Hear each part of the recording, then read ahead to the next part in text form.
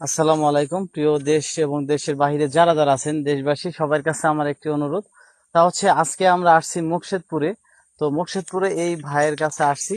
তো ভাইয়ের কাছে কেন আসছি, তার একটি ছেলে। তো ছেলেটি কিন্তু আজকে ব্লাড ক্যান্সারে আক্রান্ত। তো এই ভাইটি কিন্তু আজকে অনেক অসহায়, আমাদের দ্বারস্থ হয়েছে। তো আজকে আমরা আসছি যে দেশে এবং দেশের বাইরে যারা আমাদের অডিয়েন্স আছেন, ফলোয়ার্স আছেন, ভাই ব্রাদার আছেন, সবার কাছে একটি অনুরোধ যে এই ভাইয়ের জন্য কিছু সাহায্যের হাত বাড়িয়ে দিবেন আপনারা।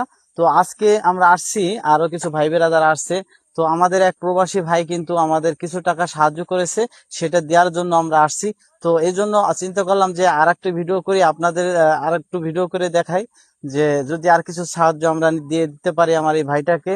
তো আসলে ভাইটার কথা কি বলবো, সে কিন্তু খুবই অসহায়। সে রাজমিস্ত্রি কাজ করে এবং এই ভাইয়ের এই যে যে আপুটা আছে, সে কিন্তু মানুষের বাসায় কাজ করে খায় এরকম বলা যায়, এতটা অসহায়।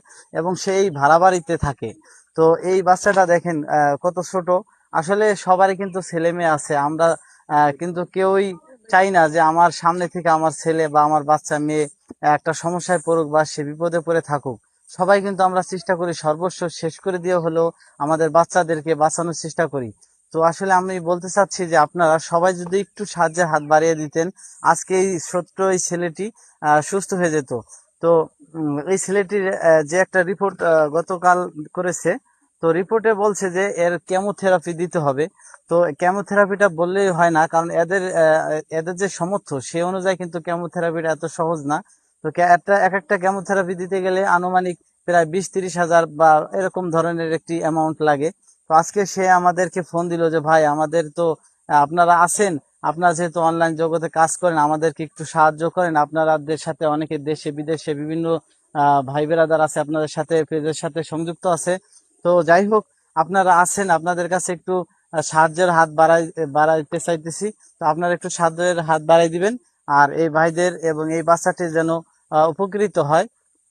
তো যাই হোক, তো বলতেছিলাম এখন যে আচ্ছা আপনি কিছু বলেন যে বাচ্চাটার এই যে কতদিন ধরে অসুস্থ, এই পর্যন্ত কিভাবে কি সাহায্য পেয়েছেন কিনা।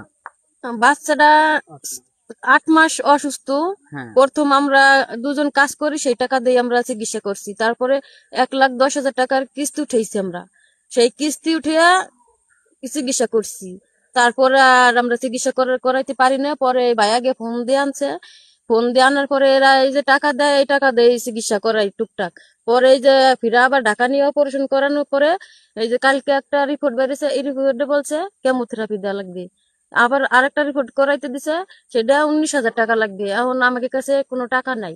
এখন আমরা কিভাবে এইটা ই করবো? এই তারপরে এই ভাইয়াকে ফোন দানছে। তো আপনারা তো শুনতেই পারলেন তার নিজের মুখের কথা, সে কতটা কষ্টে আছে।